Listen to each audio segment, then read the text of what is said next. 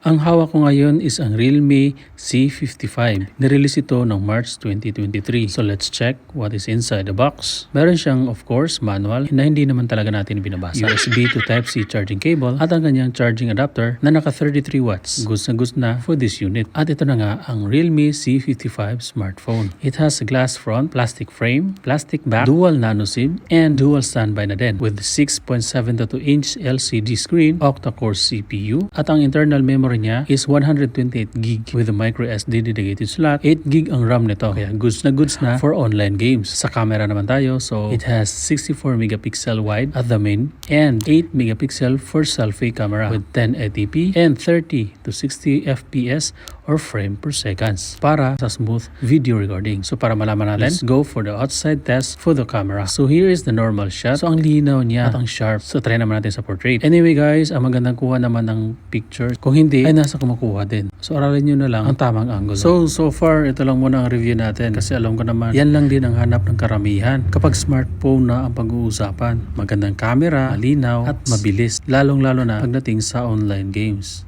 Anyway guys, ang presyo nga pala nito is nasa 8,999 pesos. Depende na lang sa store na inyong bibilhan. Galingan nyo na lang ang pagtawad kahit wala naman kayong mga kasalanan. So yun lang. Thank you.